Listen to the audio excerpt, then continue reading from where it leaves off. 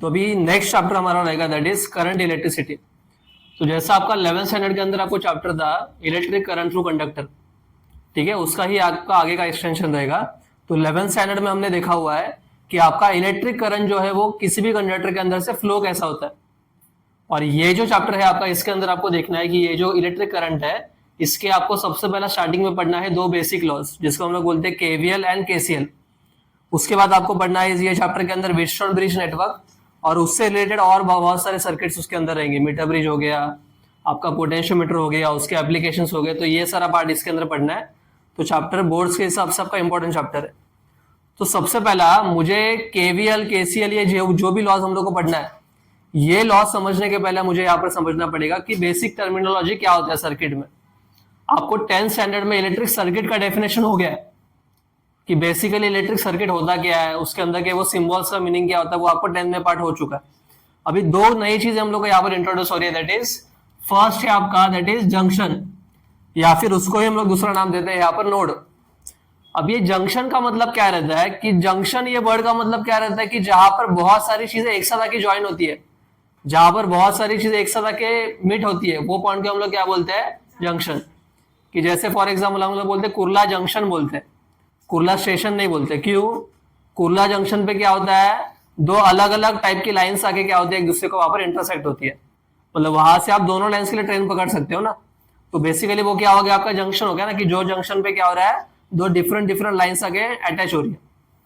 ठीक है, तो वैसा ही आपका इलेक्ट्रिक सर्किट के अंदर का जो जंक्शन रहता है, ये जंक्शन का बेसिक मीनिंग क्या रहता है, ऐसा पॉइंट जहां पर दो से ज्यादा वायर्स क्या हो रही है, एक दूसरे को आके अटैच हो रही है। कि जैसे फॉर एग्जांपल अगर मुझे ऐसा कुछ दिया हुआ है कि ये तीन वायर्स है, यहां पर ये वायर 1, वायर 2 और वायर 3, ये तीनों वायर एक दूसरे को इंटरसेक्ट कहां पर कर रही है, ये पॉइंट पे, एट पॉइंट ए। तो मेरा ये पॉइंट ए मतलब क्या हो गया है, मेरा यहाँ पर जंक्शन, या फिर उसका दूसरा नाम होता है नोड। ठीक है, अब ये जंक्शन नोड का यूज आपको केवीएल केसीएल में आगे जाके होने वाला है। तो पहले ये बेसिक समझ लो। तो सीन सिंपल वर्ड आपका जंक्शन का मतलब क्या हो गया, ऐसा कोई भी पॉइंट जहां पर क्या हो रहा है, आपका दो से ज्यादा वायर्स आके अटैच हो रही है, उसी पॉइंट को हम लोग क्या बोलेंगे, जंक्शन या फिर नोड। सेकंड आपका जो रहेगा दैट इज आपका लूप। ठीक है, अब ये लूप का मतलब क्या रहेगा कि आपने पढ़ा हुआ है कि इलेक्ट्रिक सर्किट हमेशा क्या रहता है, क्लोज फॉर्मेट में रहता है। और इसी क्लोज फॉर्मेट के अंदर जो सर्कल फॉर्म होता है आपका, उसको हम लोग क्या बोलते हैं, लूप। कि जैसे फॉर एग्जांपल अगर मुझे ऐसा कुछ दिया हुआ है,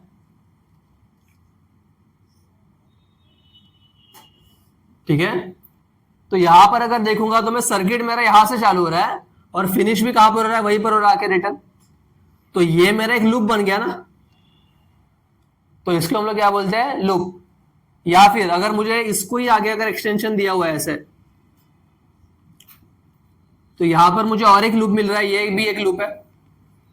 तो बेसिकली मुझे यहां पर तीन लूप्स मिल रहे हैं। कैसे? एक ये लूप, एक ये लूप, और एक ये पूरा बड़ा भी तो एक लूप ही है ना। ठीक है, लूप के अंदर बेसिकली क्या है, बस यहाँ पर सर्किट की तरफ से भी ब्रेक नहीं होना चाहिए, वो कंटिन्यूस होना चाहिए और क्लोज होना चाहिए। तो उसको हम लोग क्या बोल सकते हैं, लूप। तो आपका ये जो लूप वाला फंडा है, ये आपको काम आता है केवीएल के अंदर। और जो आपका ये नोड वाला जो पार्ट है आपका जनरली यूज होता है किसके अंदर, केसीएल के अंदर। तो ये दोनों लॉज क्या होते हैं, कैसे होते हैं, वो अभी हम लोग स्टडी करेंगे। दोनों laws exam point of view भी इंपॉर्टेंट है और आगे के लिए भी आपको इंपॉर्टेंट है, बिकॉज इंजीनियरिंग में वगैरह आपका केवीएल केसीएल के सम्स वो टाइम भी आपको रहने वाले हैं, या फिर वो कंसेप्ट आपके वहां पर भी यूज होने वाले। ठीक है, तो किरचॉफ नाम के साइंटिस्ट ने क्या किया, यहाँ पर आपके दो लॉज इंट्रोड्यूस किए गए उसकी तरफ से। पहला लॉ उसने इंट्रोड्यूस किया that was Kirchhoff's current law, जिसको शॉर्टकट में हमने नाम दे दिया केसीएल। और जो दूसरा लॉ इंट्रोड्यूस किया गया वो कौन सा था, आपका केवीएल, जिसको हम लोग क्या बोलते हैं, किरचॉफ्स वोल्टेज लॉ। ठीक है, तो सबसे पहला भी हम लोग यहाँ पर स्टडी करेंगे जो रहेगा हमारा किरचॉफ्स करंट लॉ। ठीक है, अब ये किरचॉफ्स करंट लॉ के अंदर उसने क्या बोला गया वो देखते भी हम लोग यहाँ पर। तो सबसे नेक्स्ट हमारा पॉइंट रहेगा that is Kirchhoff's current law, या फिर उसको ही दूसरा नाम है आपका किरचॉफ्स फर्स्ट लॉ, या फिर उसको ही दूसरा नाम है आपका किरचॉफ्स जंक्शन लॉ। ठीक है, तो तीनों भी एक ही टर्म्स है। सबसे पहला भी देखेंगे हम लोग ये लॉ एग्जैक्टली इसका स्टेटमेंट क्या है। ठीक है, तो लॉ का स्टेटमेंट क्या बोलता है कि किसी भी जंक्शन के ऊपर फॉर एग्जाम्पल यहाँ पर हम लोग का एक जंक्शन दिया हुआ है, लेट से यहाँ पर 6 ब्रांचेस आके मीट हो रही है, ठीक है। तो यहां पर लेट से आपका ये I1 है, I2 है, I3, I4, I5 and I6, ठीक है।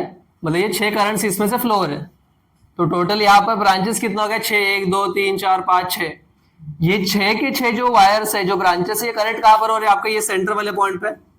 तो ये मेरा क्या हो गया, जंक्शन या फिर नोड हो गया।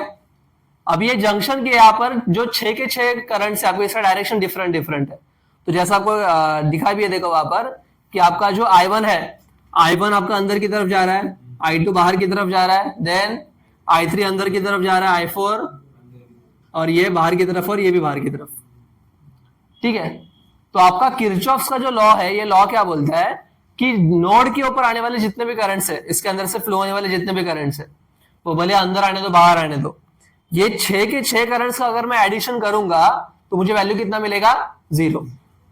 तो किरचॉफ्स का पहला लॉ वही है कि algebraic sum of all the currents passing through the junction is 0, कि जंक्शन के अंदर से पास होने वाले हर एक करंट का अगर मैं एडिशन करूंगा तो मुझे आंसर कितना मिलेगा, वहां पर 0, ठीक है। तो उसको उन्होंने जनरलाइज फॉर्मेट में लिख के दिया है, देखो वहां पर कि summation of I is equal to 0 to n I is equal to 0। Summation का मतलब ही क्या, यहां पर जितने भी करंट है सबको हम लोग क्या करेंगे, ऐड। ये 0 टू n मतलब क्या, फर्स्ट करंट से लेकर लास्ट करंट तक जितने भी करंट है सबको अगर ऐड करूंगा तो आंसर कितना मिलेगा मुझे, 0, ठीक है। लेकिन सवाल ये आता है कि सर ये आंसर 0 में कैसा आएगा। हमने पढ़ा हुआ है कि जब भी एडिशन होता है तो आंसर क्या आता है, प्लस में आता है ना। तो अगर यहाँ पर 0 में आ रहा है तो 0 में कैसा आता है, तो उसके लिए केसीएल में हम लोग क्या करते हैं कि आपके जो इनकमिंग करंट्स है, ये इनकमिंग करंट्स को हम लोग यहां पर कंसिडर करते हैं पॉजिटिव, और जो आपके आउटगोइंग करंट्स है, ये आउटगोइंग करंट्स को हम लोग क्या कंसिडर करेंगे, नेगेटिव। तो कुछ करंट इसमें आपके प्लस में रहेंगे, कुछ करंट माइनस में रहेंगे, तो इसीलिए उसका आंसर 0 आना पॉसिबल है, बिकॉज कुछ कुछ माइनस में भी है, ठीक है। लेकिन अभी सवाल ये आता है कि इनकमिंग करंट आउटगोइंग करंट समझेगा कैसा। तो आपको सिंपली क्या करना है, जो भी आपका जंक्शन है, ये जंक्शन के टुवर्ड्स अगर कोई करंट जा रहा है, उसकी तरफ अगर कोई करंट जा रहा है, तो दैट इज इनकमिंग करंट। क्यों, वो जंक्शन के अंदर आ रहा है ना, जंक्शन के टुवर्ड्स जा रहा है मतलब क्या आ रहा है, वो जंक्शन के अंदर की तरफ जा रहा है, तो दैट्स व्हाई वो करंट को हम लोग क्या बोलेंगे, इनकमिंग करंट। वहीं पर आपका आउटगोइंग करंट का मतलब क्या रहेगा, ऐसा करंट जो आपका जंक्शन के बाहर निकल रहा है, तो वो करंट को हम लोग क्या कंसिडर करेंगे वहां पर, नेगेटिव, या फिर उसको हम लोग क्या बोलते हैं, आउटगोइंग करंट बोलते हैं। तो सिंपल है, इनकमिंग मतलब जंक्शन के अंदर आने वाला करंट, और आउटगोइंग करंट का मतलब क्या रहेगा, जंक्शन के बाहर जाने वाला करंट, ठीक है। तो दैट्स व्हाई ये दोनों को अगर मैं ऐड करूंगा तो मुझे आंसर क्या मिलेगा, 0। तो यहां पर अगर मैं केसीएल लगाऊंगा तो अप्लाइंग केसीएल क्या मिलेगा, मुझे बताओ।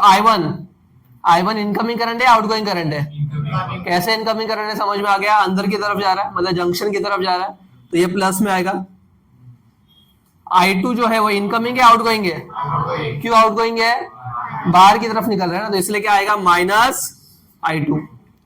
I3 इनकमिंग है, I4 भी इनकमिंग है, I5 आउटगोइंग है, I6 भी, तो इज इक्वल टू 0।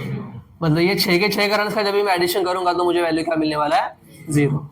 लेकिन मैं ऐसा भी तो कर सकता हूं कि जितने भी निगेटिव करंट्स हैं इनको मैं राइट में शिफ्ट कर सकता हूं, ताकि क्या हो जाएगा, निगेटिव वाले करंट सभी क्या हो जाएंगे। तो यहां पर कैसा बने, क्या क्या बचेगा, सिर्फ I1 I3 और I4 बचेंगे, ये सबको मैं उधर लेके जा रहा हूं ना। तो कैसा होगा फिर, ये I1 plus I3 plus I4 is equal to, ये माइनस वाले टर्म्स क्या हो गए, वहां पर चले गए, तो क्या हो जाएगा, ये I2 plus I5 plus I6, ये ऐड हो जाएंगे, ठीक है। तो इसका मतलब ये सारे इनकमिंग करंट्स हो गए, ये सारे। तो जनरल लैंग्वेज में मैं इसको ऐसा भी तो बोल सकता हूं कि summation of incoming current is equal to summation of outgoing current, correct है। तो इसका मतलब क्या कि आपका जो केसीएल वाला जो लॉ है, इसको आप ऐसे भी यूज कर सकते हो incoming current is equal to outgoing current. जब भी आपको न्यूमेरिकल आएगा इसके ऊपर का केसीएल का, तो बहुत बार क्या होता है एग्जाम में याद नहीं आता कि प्लस किसको लेना माइनस किसको लेना है। तो ये मेथड से जाने से अच्छा सिंपली क्या करो, जितने भी इनकमिंग करंट्स मिल रहे हैं उनको ऐड कर दो, जितने भी आउटगोइंग मिल रहे हैं उनको ऐड कर दो, दोनों को इक्वेट कर दो, आंसर वैसे ही मिलेगा आपको। तो ये वाला जो फाइनल वाला जो फॉर्मूला है, ये न्यूमेरिकल्स के टाइम पे ये वाला फॉर्मूला यूज करो, ये ज्यादा सिंपल पड़ेगा। क्लियर है? तो इस तरीके से आपका ये पूरा का पूरा केसीएल लॉ रहता है। अब इसका क्वेश्चन कैसा आएगा एग्जाम में? पहला फर्स्ट टाइप ऑफ क्वेश्चन आ सकता है आपको लॉ स्टेट करने के लिए आ सकता है 1 मार्क के लिए। तो अगर 1 मार्क के लिए अगर लॉ आएगा स्टेट करने के लिए, तो सिंपली क्या करना है, जो लॉ का स्टेटमेंट दिया है टेक्स्ट बुक में, जो हम ये नोट्स में लिखेंगे हम लोग, वो आपको लॉ लिखना है, सिंपली उसका इक्वेशन लिखना है, दैट्स इट। अगर 2 मार्क के लिए पूछा जाता है तो लॉ, उसका इक्वेशन, डायग्राम और ये फॉर्मूला दिखाओ कैसे आया वो, 2 मार्क्स। या फिर आपको न्यूमेरिकल आएगा उसका, ठीक है। न्यूमेरिकल के अंदर ये मोस्टली केवीएल का ही न्यूमेरिकल आता है, ठीक है। केसीएल के न्यूमेरिकल थोड़े कंपेरेबली इजी रहते हैं, वो भी न्यूमेरिकल देखेंगे हम लोग। तो ये थ्योरी वाला पार्ट पूरा क्लियर है, केसीएल क्या होता है, कैसे होता है वो, ठीक है ना। अभी इसका यहाँ पर आपको टेक्स्ट बुक में ही न्यूमेरिकल दिया हुआ है एक, नेक्स्ट पेज पे, पेज नंबर 215 के ऊपर, ठीक है। तो ये वाला अगर आप न्यूमेरिकल देखोगे तो वहां पर कैसे दिया, देखो सबसे पहला फर्स्ट ऊपर आपको यहाँ पर फाइंड आउट करने के लिए बोला है क्या, आपको एक्स को ढूंढना है, ठीक है, मतलब एक्स फाइंड आउट करना है यहाँ पर, ठीक है। क्या हुआ रमन? नहीं, तो यहाँ पर आपको एक्स फाइंड आउट करना है, ठीक है। तो यहाँ पर सबसे पहले आपको क्या दिया है, जो I6 वाला करंट है लास्ट वाला, ये I6 करंट को उन्होंने क्या कंसिडर किया है, एक्स, जिसका वैल्यू अभी तक हम लोग को मालूम नहीं है, ठीक है। तो वो एक्स को ढूंढने के लिए मुझे क्या करना पड़ेगा, पहला जो ऊपर के जितने भी करंट है सबको मालूम करना पड़ेगा ना, ठीक है। तो स्टार्टिंग से देखते डायग्राम में क्या दिया, सबसे पहला ऊपर की तरफ से कौन सा करंट आ रहा है आपका, I1। ये I1 का वैल्यू कितना दिया गया आपको यहाँ पर, 17 एम्पियर। देन यहाँ पर एक आपका जंक्शन है, ये जंक्शन के क्या हो रहा है, जंक्शन से बाहर निकल रहा है आपका I2 जो कि है 3 एम्पियर। देन क्या हो रहा है, उसके नीचे बाहर बढ़ रहा है I3, ठीक है। I3 के यहाँ पर और एक नोड है, फिर से एक बार वहां पर क्या हो रहा है, करंट अंदर की तरफ जा रहा है, I4 कितना, 12 एम्पियर। अभी कुछ टेक्स्ट बुक पे अंदर ये अंदर की तरफ लिखा है, कुछ टेक्स्ट बुक में बाहर की तरफ दिखा हुआ है, तो ये अंदर की तरफ लेके सॉल्व करते हैं हम लोग। बाहर की तरफ रहेगा तो बस वो एक प्लस का माइनस का डिफरेंस रहेगा बस, ठीक है। देन उसके बाद क्या दिया हुआ है, ये 12 की 2 एम्पियर है, 2 एम्पियर है। देन उसके बाद क्या दिया हुआ है, देन डायरेक्ट नीचे वाला ये दिया हुआ है, इसमें 2 ब्रांचेस दिए हुए हैं आपके, यहाँ पर I5 करंट है और यहाँ पर आपका I7 जो है वो बाहर की तरफ निकला 9 एम्पियर, और यहाँ पर आपका I6 जो कि लापता है, ठीक है। तो मुझे यहाँ पर ये एक्स फाइंड आउट करना है। अभी मुझे अगर एक्स फाइंड आउट करना है, ये वाला जो करंट है कौन से नोड में से बाहर निकल रहा है, ये वाले नोड में से ना, तो ये नोड में 3 ही करंट आ रहे, कौन से I5, I7 और उसमें से I7 मालूम है, I6 निकालना है, I5 किधर मालूम है, नहीं है ना। तो मुझे पहले क्या निकालना पड़ेगा, I5 निकालने के लिए I3 मालूम होना चाहिए, I3 पहले निकालना पड़ेगा, फिर यहां से चालू होगा। तो सिंपली हम लोग यहाँ पर क्या करते हैं, नोड्स को नेमिंग कर देते हैं अपने हिसाब से। तो यहाँ पर कितने नोड्स दिख रहे हैं, पहली बात तो नोड की करंट 7 है, जंक्शंस कितने दिख रहे हैं यहाँ पर आपको, 3 जंक्शन दिख रहे हैं, कौन से, एक तो यहाँ पर, एक यहाँ पर और एक यहाँ पर, ठीक है। वो जंक्शन का नामकरण करते हैं, तो ये जंक्शन को नाम देते हैं ए, इसको नाम देते हैं बी और इसको नाम देते हैं सी, ठीक है। नाउ अभी यहाँ पर एक एक करके केसीएल लगाते हैं हम लोग स्टेप बाय स्टेप। सबसे पहले कौन से नोड पे लगेगा केसीएल, ए। मैं नोड ए के ऊपर से क्यों चालू कर रहा, बिकॉज नोड ए के ऊपर 3 करंट है, I1, I2 और उसमें से 2 करंट मुझे ऑलरेडी मालूम है, कौन से I1 और, तो I3 निकालना इजी है वहां पर, ठीक है। तो क्या करेंगे, applying KCL eight node A, कि नोड ए के ऊपर हम लोग क्या करेंगे, केसीएल, नोड ए या फिर जंक्शन ए बोलो, कुछ भी बोलो।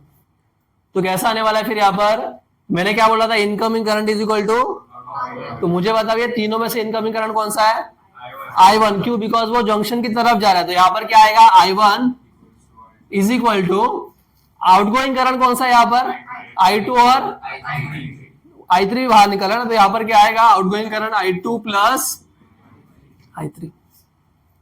तो कैसा आएगा, I1 का वैल्यू कितना है आपका 17 इज इक्वल टू I2 का वैल्यू कितना है 3, I3 का कितना है मालूम नहीं है, ये 3 यहाँ पर आके माइनस होगा, तो I3 का वैल्यू कितना मिलेगा 17 minus 3, that is I3 is equal to 14 ampere.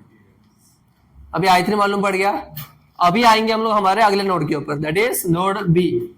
So applying KCL at node B, कि हम लोग यहाँ पर क्या करेंगे, नोड बी के ऊपर KCL अप्लाई करेंगे।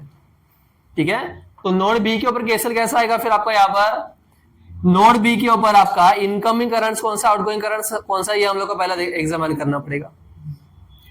ठीक है, तो यहां पर गाड़गे मदली गाड़गे मला सांग, नोड बी के ऊपर इनकमिंग करंट कौन सा है नोड बी के अंदर, नोड बी के यहां पर इनकमिंग करंट कौन सा है I4, आणि बोल चुकलं तरी चालेल, एवढा मागे येऊन मारणार नाही मी, बोल I3 आणि I4 इनकमिंग है पक्का, या आउटगोइंग है,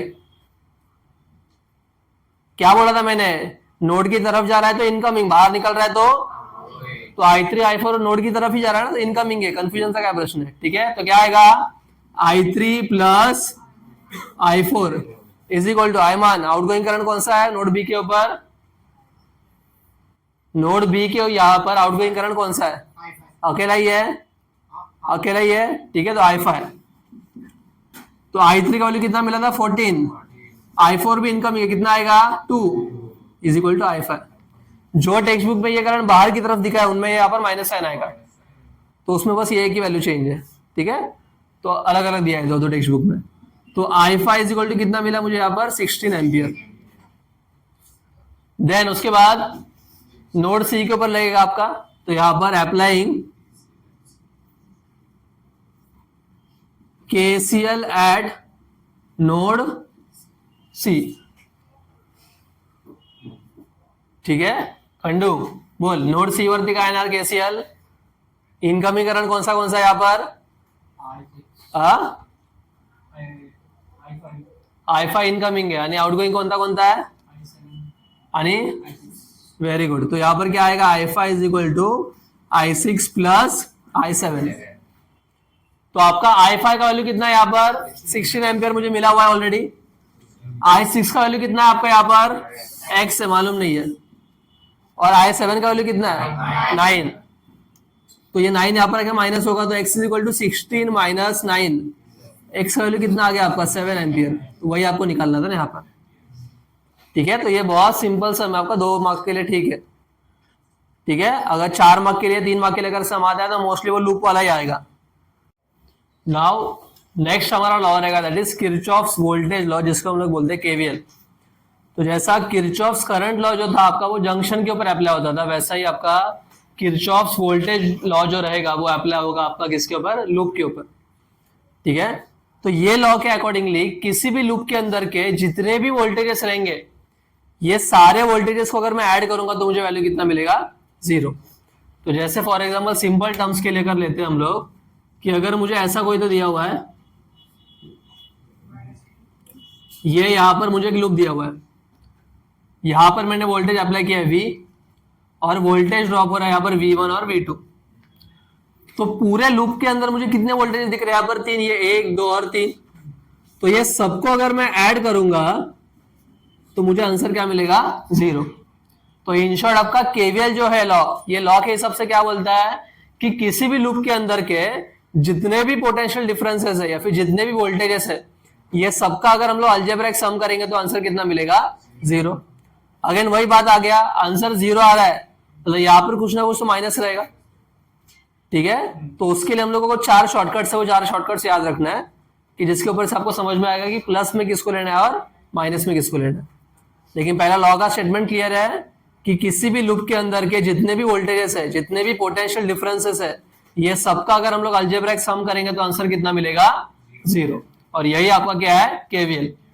जैसा KCL के अंदर क्या होता था, नोड के अंदर से पास होने वाले सारे करंट्स का एडिशन 0, वैसा इसमें लूप के अंदर के सारे वोल्टेजेस का एडिशन 0। तो दोनों सिमिलर ही है। नाउ अभी ये जो आपका केवीएल है, ये केवीएल का आपको सबसे स्टार्टिंग में स्टेटमेंट दिया हुआ है, देखो कि the algebraic sum of the potential differences and electromotive forces मतलब voltages in a close circuit is in a close loop is zero. तो आपका सबसे पहला फर्स्ट पॉइंट जो रहेगा वही रहेगा, वो मार्क कर लो।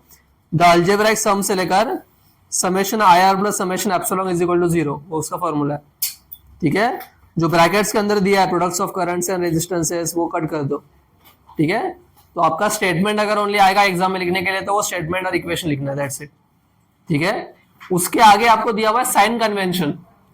अभी साइन कन्वेंशन का मतलब क्या, केवीएल के अंदर प्लस का भी लेना है माइनस का भी लेना है, ये कैसे आइडेंटिफाई करना है वो देखते हैं यहाँ पर। तो इसके लिए आपको एक नया टर्म यहाँ पर देखना है, ट्रेसिंग। ड्रेसिंग नहीं, ट्रेसिंग।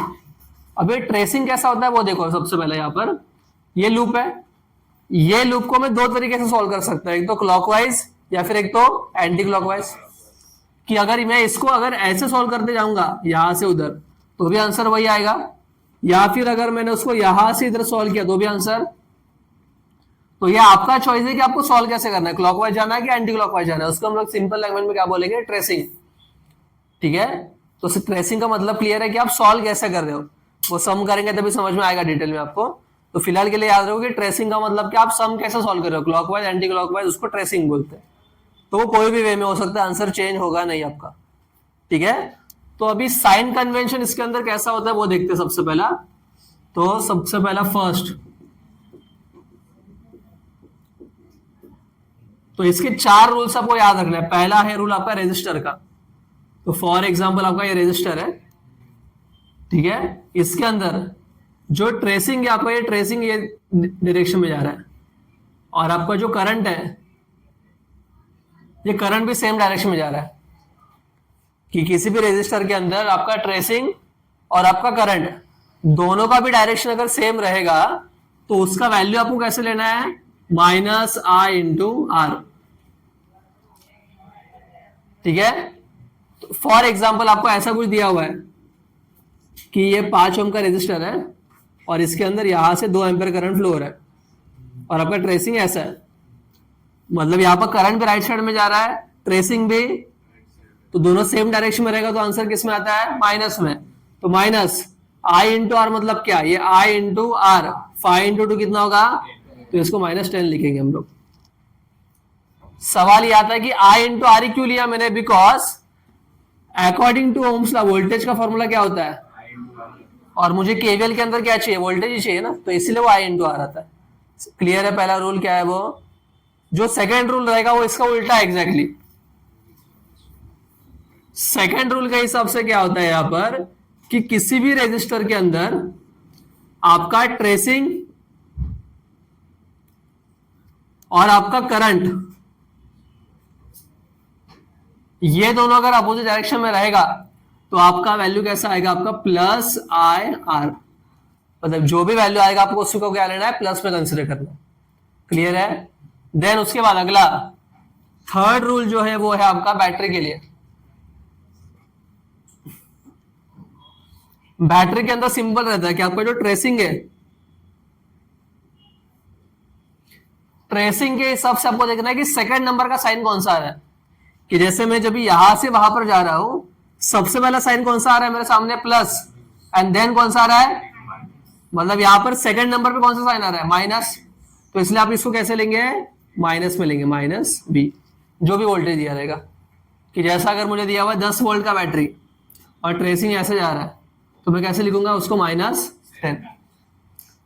तो उसमें फॉर्मूला का जरूरत नहीं है, क्यों, बिकॉज उसमें डायरेक्टली आपको वोल्टेज दिया रहता है और वही मुझे चाहिए। देन दूसरा, अगर आपको ट्रेसिंग के समय पॉजिटिव साइन मिल रहा है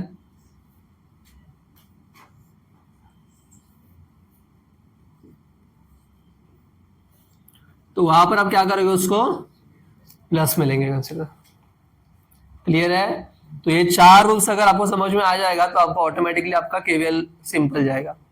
ठीक है, तो बैटरी के लिए हम शॉर्टकट में क्या बोल सकते हैं कि इसके अंदर आपको सिंपली क्या करना है, जस्ट आपको सेकेंड साइन लेना है, तो टेक सेकेंड साइन।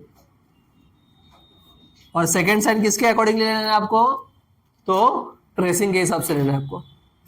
ठीक है, तो इसका एक पहला बेसिक सम ले लेते हैं सिंगल लूप वाला, और उसके बाद जो टेक्सचुअल सम्स है दो दो लूप वाले वो लेंगे हम लोग।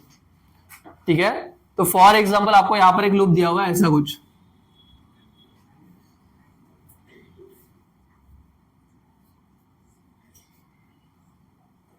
ठीक है, इसका रेजिस्टेंस है लेट से 3 ओम और इसका रेजिस्टेंस है 2 ओम्स और इसका वोल्टेज है 10 वोल्ट। अभी यहां पर करंट कैसे फ्लो होगा, ऐसे फ्लो होगा या ऐसे फ्लो होगा? ये वाले सर्किट के अंदर करंट जो है वो इस तरीके से फ्लो होगा या यहां से फ्लो होगा? प्लस टू माइनस ना, बिकॉज करंट का डायरेक्शन कहां पर रहता है हमेशा? From positive to. तो करंट कैसे जाएगा? ये प्लस से माइनस की तरफ, तो करंट ये ऐसे जाएगा।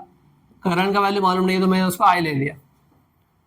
ठीक है, अभी यहां पर जो मैं केवीएल लगा रहा हूं उसका ट्रेसिंग मैं ऐसा लेता हूं लेट से।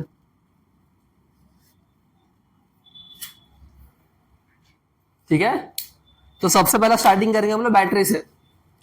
अब ये बैटरी के यहां पर ध्यान से देखो, ये बैटरी आपका ट्रेसिंग कैसे आ रहा है? देखो ऐसा आ रहा है, देखो ना। तो ट्रेसिंग कहां पर जा रहा है? इधर जा रहा है ना, देखो ना नीचे की तरफ ऐसा आके इधर जा रहा है। तो ये साइड जाते वक्त सेकंड नंबर पे साइन कौन सा आ रहा है? बराबर ना, ट्रेसिंग ऐसे जा रहा है ना आपका, तो पहला माइनस आ रहा है, फिर अगर ट्रेसिंग ऐसे जाता रहता तो माइनस लेता था मैं यहाँ पर, लेकिन ट्रेसिंग कहां पर जा रहा है मेरा? ठीक है, तो दैट्स यहाँ पर साइन क्या आएगा? प्लस। तो कैसे लिखूंगा मैं इसको? +10, सिर्फ 10 लिखो, वही बात हो गया ना, ये हो गया। उसके बाद कहां पर जाएगा ट्रेसिंग मेरा? भी ऐसे जा रहा है ना। अभी कहां पर आ गया? रेजिस्टर के यहाँ पर, 3 ओम के रेजिस्टर के यहाँ पर, ये रेजिस्टर है आपका, उसमें ट्रेसिंग यहाँ पर जा रहा है, लेकिन करंट कहां पर जा रहा है? करंट भी राइट साइड में जा रहा है ना, देखो ना, ऐसे ऊपर जाके फिर इधर जा रहा है ना। तो करंट का डायरेक्शन भी कहां पर है? इधर ही है। तो करंट और ट्रेसिंग दोनों क्या है यहाँ पर? सेम डायरेक्शन में, और सेम डायरेक्शन में रहेगा तो माइनस आता है कि प्लस आता है? माइनस। लेकिन माइनस आई इंटू आर, आई का वैल्यू मालूम है क्या? नहीं है। आर का वैल्यू मालूम है क्या? मालूम है ना, 3 ओम्स के आर का ही तो वैल्यू है।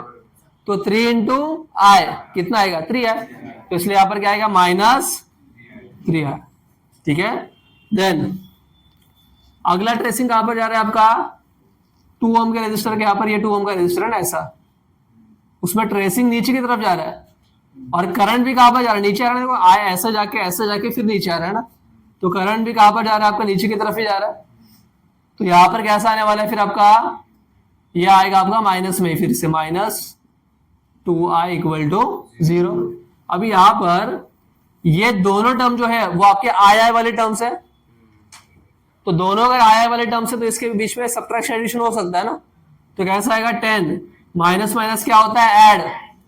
तो कितना आएगा? 5i, और बड़े नंबर का साइन माइनस है इसलिए -5 आएगा, = 0। -5 वहां पर आके +5 होगा, तो 10 = 5i। तो i = कितना होगा? 10/5, दैट इज i = कितना मिलेगा? 2 एम्पियर्स। ठीक है, अभी यहां पर ये एक ही लूप था इसलिए इजी था। कोई सम्स में आपको क्या करेंगे? 2 लूप्स देते हैं, तो वो थोड़ा सा कॉम्प्लेक्स हो जाता है, तो एग्जाम में मोस्टली 2 लूप्स वाला ही सम आएगा, तो वो हम लोग देखेंगे। लेकिन ये पहला बेसिक है आपका कि केवीएल लगाते कैसे एग्जैक्टली, तो क्लियर है। तो जिसको ये क्लियर हो गया 4 शॉर्टकट्स, उसको ऑटोमेटिकली केवीएल अप्लाई करने के लिए दिक्कत नहीं आएगा। ठीक है, तो केसीएल कंपेरेबली इजी था, केवीएल थोड़ा सा कॉम्प्लेक्स जाता है नया, एक बार प्रैक्टिस हो गया तो इजी है बहुत। लेकिन केवीएल ही आपका मैक्सिमम डेरिवेशंस में यूज होता है और सम्स में भी। तो केवीएल आना मैंडेटरी है चैप्टर के अंदर। क्लियर है सबको केवीएल? किसको कुछ डाउट है इसमें? ठीक है,